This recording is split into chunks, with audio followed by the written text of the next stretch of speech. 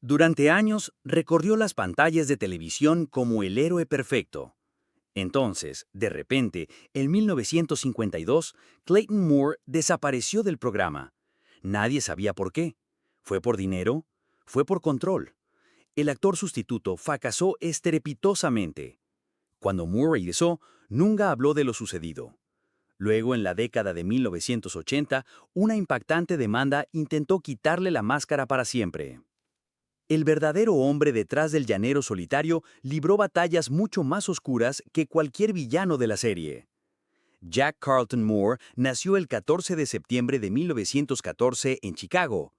Era el menor de 3 hermanos. Su padre, Charles, era agente inmobiliario. La familia era económicamente estable, incluso durante la Gran Depresión.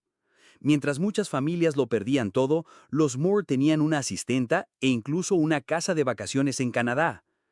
Esa comodidad dio al joven Jack algo que la mayoría de los niños no tenían: libertad para soñar y explorar. Pero en lugar de seguir el deseo de su padre de convertirse en médico, Jack se sintió atraído por el rendimiento y los retos físicos. De niño ya era diferente. A los 8 años se convirtió en acróbata de circo. No se limitaba a jugar, sino que entrenaba duro. Durante los viajes de verano a Canadá, mientras otros niños nadaban y jugaban, Jack daba volteretas y se colgaba de los árboles como un gimnasta. Dio sus frutos. Cuando cumplió 19 años, formaba parte de un grupo profesional de trapecistas llamados The Flying Bears. No era solo un artista, era el receptor, el que tenía que atrapar a los demás en pleno vuelo.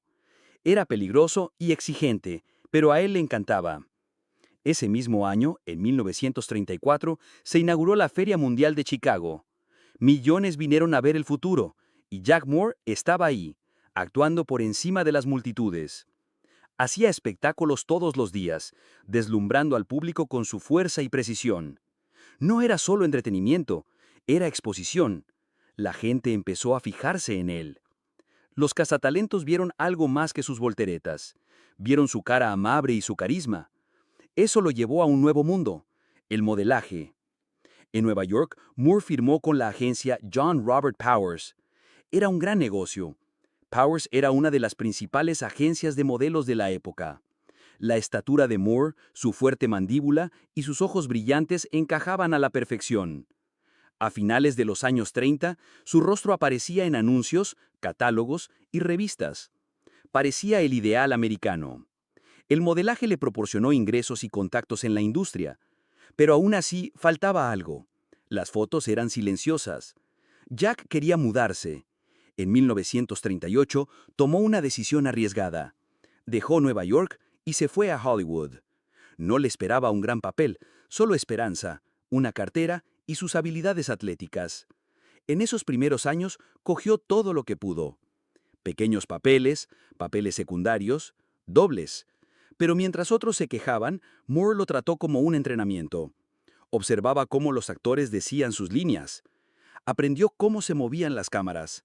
Entendió el timing, la iluminación y la presencia. De a poco fue mejorando. Entonces llegó 1940.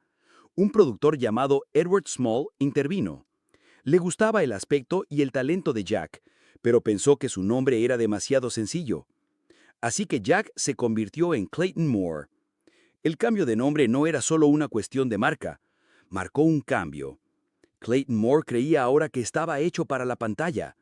Le dio una nueva identidad, una que abrazó plenamente. Ese mismo año, Clayton se casó con Mary Frances. Volaron a Las Vegas para la boda, acompañados por la madre de Mary.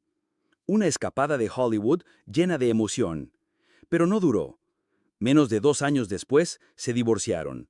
Sus vidas tiraron en direcciones diferentes. Más tarde actuó en un serial de ciencia ficción. Estaba a punto de abrirse camino. En 1942, Republic Studios contrató a Clayton para actuar en Perils of Noka. Fue un éxito. Interpretó a Dr. Larry Grayson, un personaje que montaba a caballo, luchaba contra enemigos, escalaba paredes e incluso realizaba operaciones cerebrales en cuevas. Fue exagerado, pero Clayton lo hizo creíble. Su cara mostró sinceridad, su cuerpo hizo las acrobacias. La fabricación de esa serie costó $175,010, mucho en ese momento, pero mereció la pena. Moore demostró que tenía poder de estrella y Republic rápidamente lo vio como su próximo gran héroe serial, más grande que incluso Buster Crabbe. Justo cuando su carrera ascendía rápidamente, Moore lo interrumpió todo para servir en la Segunda Guerra Mundial. Ese mismo año, Moore se enlistó en las Fuerzas Aéreas de los Estados Unidos. No fue enviado al extranjero por una lesión en la rodilla de sus días como trapecista, pero aún así desempeñó un papel importante en el esfuerzo bélico. Tras entrenarse en Texas, fue destinado a Kings Bend, Arizona. Allí utilizó sus habilidades para crear y coordinar espectáculos para las tropas. Muchos de los soldados le reconocían por sus películas y se burlaban de él por sus papeles, pero le respetaban. Más tarde trabajó con la primera unidad cinematográfica, realizando películas de entrenamiento como Objetivo Invisible, que ayudaron a preparar a los aviadores estadounidenses para el combate. E incluso pasó tiempo en la base de la unidad en Culver City, California. Moore dijo que su servicio no estuvo lleno de acción, pero que estaba orgulloso de su contribución. Fue dado de baja con honores en julio de 1945. También ocurrió algo mucho más personal durante su estancia en Arizona. Moore le propuso matrimonio a su novia, la modelo Sally Allen, a través de una llamada telefónica desde la base militar. Ella dijo que sí, sin dudarlo. Incluso se mudó en medio del desierto para estar con él. Ese tipo de romance rápido en tiempos de guerra era común en la década de 1940, pero el suyo duró. Estuvieron casados 43 años, hasta que Sally falleció en 1986. No solo se limitó a apoyar a Moore, se convirtió en parte de la moral de la base, uniéndose a menudo a los espectáculos que él organizaba. La gente que trabajó con Moore dijo más tarde que su amor por Sally les recordaba la lealtad que mostró como el llanero solitario. Después de la guerra, Moore no perdió el tiempo. Se metió de lleno en el cine. Apuntó directamente a los westerns. Entre 1946 y 1947 estuvo sin parar trabajando. Conectó con grandes nombres como Roy Rogers y Gene Autry, y sus dotes como irritante impresionaron. Moore participó en varias películas, incluidas 5 producciones de Gene Autry: The Cowboy and the Indians en 1949, Riders of the Whistling Pines en 1950, Sons of New Mexico en 1950 y Barbed Wire y Night Stage to Galveston en 1952. Aunque se le prohibió llevar la máscara, encontró una forma ingeniosa de mantener viva la imagen. En su lugar, llevaba unas gafas de sol envolventes de Foster Brand. Incluso protagonizó su campaña publicitaria. Al público le encantó. En 1980 apareció en el programa Real People. Los aplausos fueron tan fuertes y prolongados que ni siquiera pudo hablar. Los aficionados le cubrieron las espaldas. Más de 1 millón de peticiones firmadas. Recibió personalmente 500,000 de cartas. 2 años antes de que terminara el caso, en 1982, Moore ingresó en el Salón de la Fama de los Trapecistas, en honor a sus comienzos como trapecista y a su apodo Rey de los Cereales. Luego, en 1990, llegó el momento que definió su lugar en la historia del oeste. El 15 de marzo ingresó en el Hall of Great Western Performers de Oklahoma City. Se unió a leyendas como John Wayne y Gary Cooper. Ese mismo año recibió el Western Heritage Award. En 1998 recibió el Golden Boot Founders Award, que celebraba toda una vida dedicada al western. Estos honores no eran solo por actuar, eran por lo que él era. Moore solía decir que interpretarle me hizo mejor persona. En la vida real, vivía según el código del llanero solitario. En cada entrega de premios, mencionaba a su antiguo compañero de pantalla, Tonto, interpretado por Jay Silverheels. Juntos habían rodado más de 200 episodios y películas. Pero uno de los mayores honores llegó en 1987. El 5 de junio, Moore recibió una estrella en el Paseo de la Fama de Hollywood. Pero no era una estrella cualquiera, decía Clayton Moore, el llanero solitario. A ningún otro actor se le había permitido tener ambos nombres en una sola estrella. Nunca se había hecho antes. Ese día se presentó disfrazado. Los fans trajeron fiambreras, cómics y pistolas de juguete plateadas para que se las firmara. El público fue uno de los más numerosos jamás congregados en una ceremonia del Paseo de la Fama. Aún hoy, su estrella es una de las más visitadas de Hollywood Boulevard. El mismo año en que recuperó su máscara, 1984, Moore fue incluido en el Paseo de la Fama del Oeste en Old Town Newhall. Estuvo junto a íconos como John Wayne y Clint Walker. En 2004, su famosa máscara negra pasó a formar parte de la colección de Smithsonian. Era la misma que se puso tras ganar la batalla judicial. Ese simple objeto de tela y plástico se convirtió en un símbolo de justicia. En 2009, el Servicio Postal de Estados Unidos puso a la venta un sello de 44 centavos en el que aparecía Moore como el llanero solitario montado en su caballo Silver. Pocos actores han recibido ese tipo de homenaje nacional. En 1996, Moore escribió un libro titulado I Was That Masked Man. En él contaba la historia de su vida desde que consiguió el papel en 1949 hasta la demanda que intentó arrebatárselo todo. Escribió que consiguió el papel simplemente diciendo, Mr. Trendle, soy el llanero solitario. Y lo decía en serio. El libro describió el dolor de perder el derecho a llevar la máscara. Lo llamó una bofetada en la cara. Pero también escribió sobre la amabilidad de los fans, sobre las cartas, el apoyo, y sobre cómo no guardaba rencor, ni siquiera aquellos que intentaban detenerle. Durante la gira del libro de 1996, Moore recordó a todo el mundo el credo del llanero solitario, que todos los hombres son iguales, que una persona puede marcar la diferencia. El libro se convirtió en un éxito entre los fans del oeste, no solo por las historias, sino por lo real que era. Moore no solo interpretaba un héroe, él era uno. En su vida personal, Clayton Moore había visto tanto la alegría como la angustia. Estuvo casado 4 veces. Su matrimonio más duradero fue con Sally Allen de 1943 a 1986. Tuvieron una hija, Dawn Angela. Después de la muerte de Sally, volvió a casarse, pero esas uniones no duraron. Luego, en 1992, a los 77 años, se casó con Clarita Petroni. Esta vez fue diferente. Esto fue paz. Los dos compartían una vida tranquila y llena de amor en su casa de Calabazas. Empezó a desaparecer de la escena pública, pero había encontrado lo que necesitaba, alguien que lo entendiera. Tras su muerte, Clarita habló públicamente de cómo fueron esos últimos días. Dijo que su cuerpo se había consumido, que era doloroso verlo. No te creerías que este fue alguna vez el hombre que llevaba la máscara, dijo entre lágrimas. Sus rasgos fuertes y orgullosos se habían desvanecido. Su piel era pálida y delgada, pero siempre había protegido su imagen. Aún a sus 80 años, evitaba que le vieran sin la máscara. Quería que la gente recordara al héroe, no la fragilidad. Pero al final dejó entrar a alguien. En sus últimos momentos, tumbado en la cama del hospital, buscó la mano de Clarita. Su cuerpo apenas funcionaba, apenas podía respirar, pero aún así extendió la mano. No quería dejarla ir, a ella, a la vida, a las cosas que importaban. Ese momento dijo más de lo que podrían decir las palabras. Aun cuando se enfrentaba a la muerte, intentaba consolar a otra persona. Ese era Clayton Moore. Él era el llanero solitario. El 28 de diciembre de 1999, Moore sufrió un infarto en su casa. Fue trasladado de urgencia a un hospital del Valle de San Fernando, pero ya era demasiado tarde. Tenía 85 años. Era justo después de la Navidad, justo antes del nuevo milenio. El momento era simbólico. Una era había terminado. Él había dicho una vez, cuando despegue hacia ese gran rancho en el cielo, quiero seguir llevando mi sombrero blanco. De cierto modo lo hizo. Fue enterrado luciendo aún el legado que construyó. Dejó atrás a su mujer, Clarita, y a su hija, Dawn.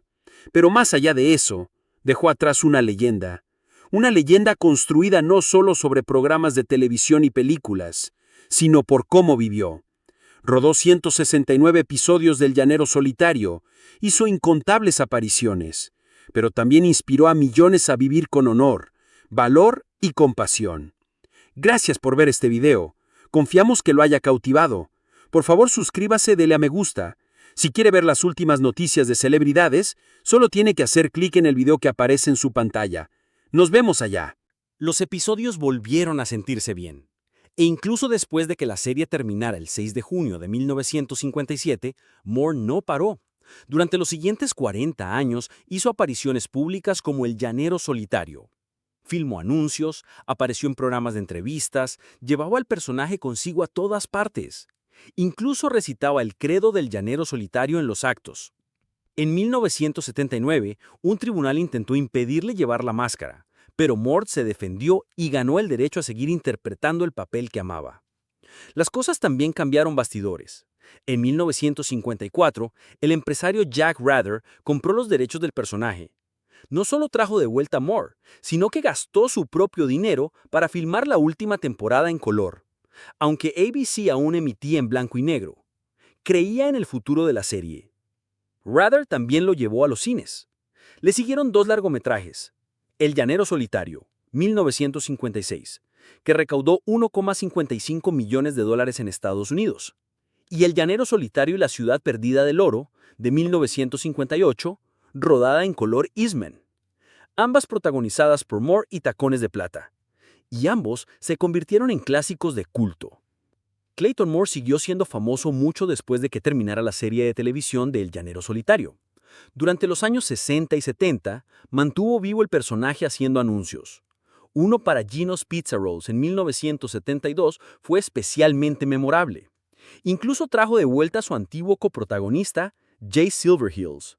Llevaban sus disfraces completos e interpretaron el famoso eslogan del programa: ¿quién era ese hombre enmascarado? Esta vez, el misterio consistía en saber quién los había introducido en el mundo de los panecillos de pizza. Fue raro, pero divertido, y a la gente le encantó. Moore también hizo anuncios para Aquavelva, donde su voz profunda y familiar establecía una conexión instantánea. Nunca trató estos anuncios como simples negocios. Solo aceptaba roles que mostraran al llanero solitario como un héroe con fuertes valores. Para Moore, la máscara no era solo un disfraz, significaba algo. Pero entre bastidores, su vida no era tan tranquila. En agosto de 1986, solo 6 meses después de perder a la que había sido su esposa por 43 años, Sally Allen, Moore volvió a casarse. Se llamaba Connie Crivello y había sido enfermera de Sally. Eso incomodó a algunas personas.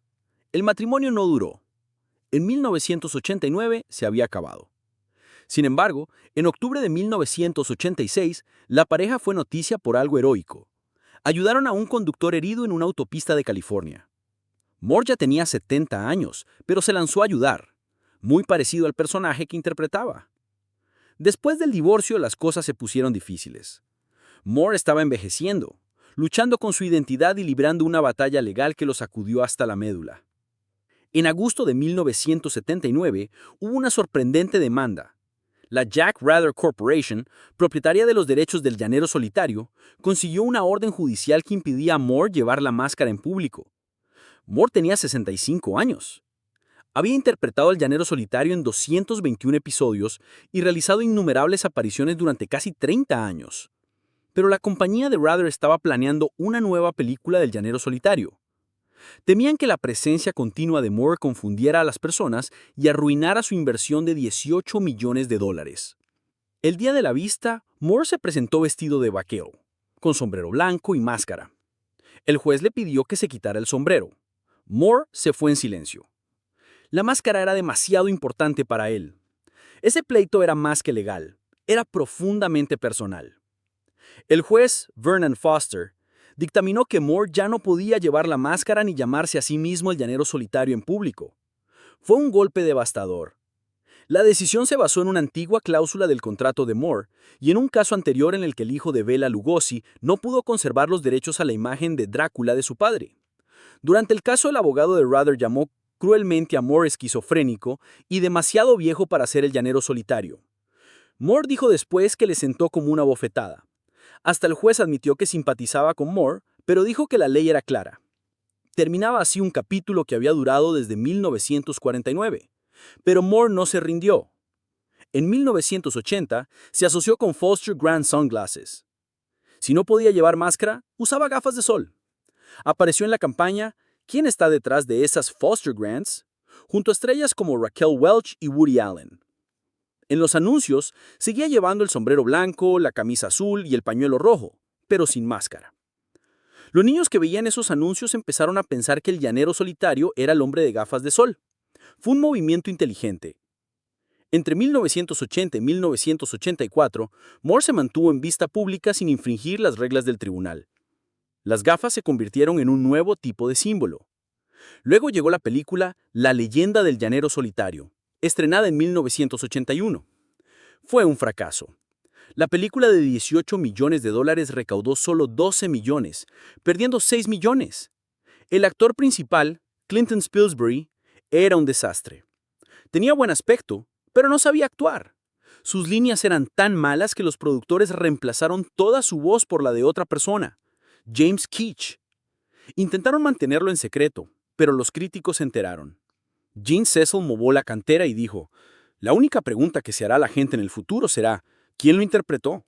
La película ni siquiera mostraba al llanero solitario en disfraces hasta una hora después. Era lenta y mal hecha. Spilsbury ganó 2 premios Razzie por la peor actuación. Su carrera terminó ahí mismo. El director, William A. Fraker, tampoco volvió a dirigir otra película. La batalla que libró Clayton Moore no fue solo por una máscara. Se trataba de identidad, legado y algo mucho más profundo.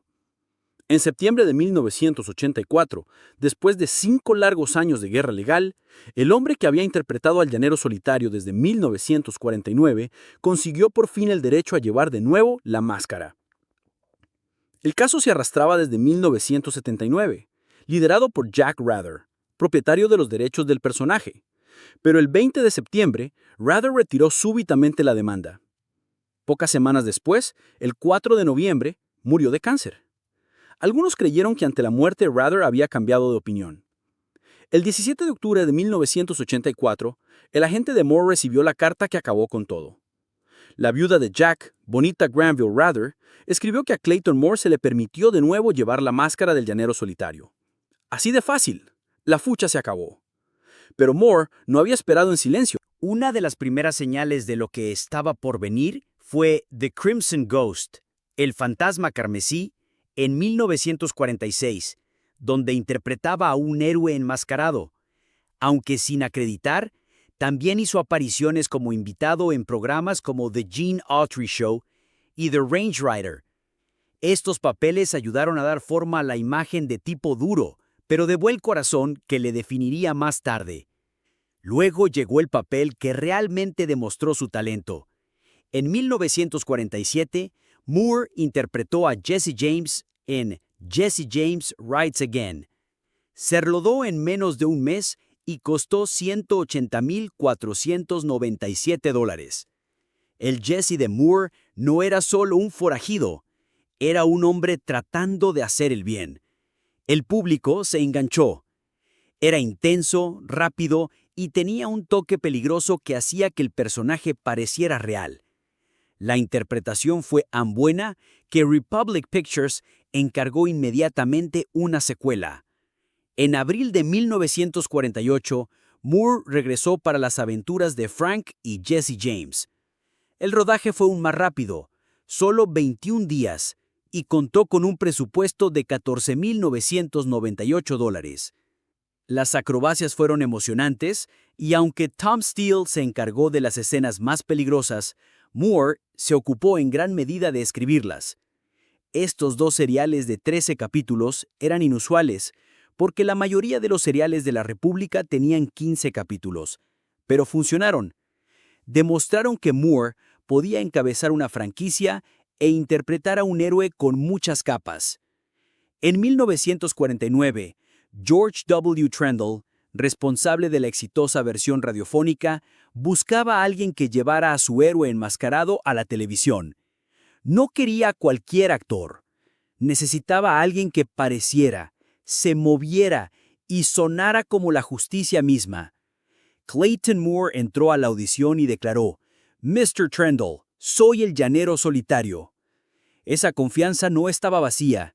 Moore ya había impresionado en El fantasma del zorro y tenía el tipo de formación atlética que le hacía perfecto para el papel. A los 20 años ya había trabajado como trapecista en Chicago y actuado en la Century of Progress Expo. Cuando se emitió el primer episodio en ABC, el 15 de septiembre de 1949, Moore no estaba actuando. Era el llanero solitario. Pero ocurrió algo sorprendente. Aunque Moore tenía una voz rica y profunda, a Trendle no le pareció bien. Quería que Moore sonara igual que Brace Beamer, la voz de la radio. Moore no se quejó. Fue a un profesor de canto, entrenó duro y practicó hasta que pudo igualar todos los tonos y ritmos. Aún así, Trendle no estaba satisfecho. En 1950, advirtió a los productores de que Moore se estaba alejando demasiado del sonido de Beamer e incluso amenazó con sustituirlo. Pero Moore continuó. Transformó su voz por completo, convirtiéndose en la versión sonora y visual que los fans habían adorado durante años. El resultado, su voz se convirtió en un ícono y hizo que la transición de la radio a la televisión fuera perfecta. El espectáculo no se trataba de un hombre. Cuando el llanero solitario llegó a la televisión, se convirtió en una sensación. Los ratings fueron masivos. Número 7 en 1950 a 1951. Número 18 en 1951 a 1952. Y número 29 en 1952 a 1953. Pero fue la asociación entre Moore y Jay Silverheels lo que lo hizo realmente especial. Silverheels, un verdadero actor nativo, interpretó a Tonto, un cambio importante en una época en la que los actores blancos solían llevar maquillaje para interpretar tales papeles. Tonto seguía hablando en un inglés entrecortado, pero Silverheels le daba dignidad. Los fans se dieron cuenta. Decían que el Ranger y Tonto no eran amo y sirviente. Eran iguales. Esa idea significaba algo para la gente. Sin embargo, entre bastidores, las cosas no eran tan iguales. En 1951, Silverheels ganaba $150 a la semana con una prima de $2,500. En 1954, alcanzó los $650 semanales, pero seguía ganando menos que Moore. A pesar de esto, el vínculo entre ellos hizo que el espectáculo fuera inolvidable. Y llegó en el momento perfecto. Los televisores aparecieron en los hogares de todo Estados Unidos y las familias se reunieron para ver al enmascarado y a su amigo entrar en acción. Moore no solo aparentaba, lo vivía. Él mismo entrenó a Silver, el caballo. Realizaba sus propias acrobacias, galopando, saltando y luchando en la pantalla episodio tras episodio. Aún décadas después, Moore demostraba sus habilidades en público, haciendo girar su Colt 45 y emocionando a sus fans. A los 71 años, aún estaba en forma, rápido y seguía siendo el llanero solitario. Siempre recordaba a los fans que el Ranger nunca disparaba para matar, solo para desarmar. Eso era parte del código, y Moore vivía con ello. Entonces, en 1952, sucedió lo impensable. Moore fue reemplazado repentinamente. John Hart entró, y el espectáculo continuó. Pero algo estaba mal. A Moore no se le dijo por qué. En su libro dice que nunca lo preguntó. Algunos dijeron que era una disputa contractual. Otros, incluida su hija, creían que se había enterado de los enormes beneficios de los productos del llanero solitario y que posiblemente había pedido una parte. Pero también pensaba que no era de los que exigen dinero. Trendle, por su parte, creía que el actor no importaba, que la máscara era todo lo que la gente necesitaba. Se equivocó. Durante ese año de ausencia, Moore siguió trabajando. Dejó de llamarse Clayton y pasó a llamarse Claymore. En Raider Men from the Moon, interpretó a un villano llamado Graber. Era una serie de bajo presupuesto y Moore rompió accidentalmente la nariz del actor principal durante una escena de lucha. También apareció en Jungle Drums of Africa con Phyllis Coates, la Lois Lane original. Estos papeles pagaban las cuentas, pero no igualaban la emoción y la fama de ser el llanero solitario. En 1953, Trendle ya había visto lo suficiente. Vio los 52 episodios con Hart y no le impresionaron. Hart era rígido, su voz plana, se encorvaba en la silla. Los fans no conectaban con él y la serie estaba decayendo. Moore tenía un nuevo agente, el mismo que representaba a Tacones y Laters. Comenzaron las negociaciones. Moore no solo volvió, volvió con un mejor sueldo. Hart fue despedido en silencio, sin explicaciones, sin enfrentamientos. Moore volvió a ponerse la máscara y la serie volvió a funcionar. A partir de ahí, Moore protagonizó 169 de los 221 episodios de la serie. Cuando volvió, la química con Tacones Silverheels también regresó.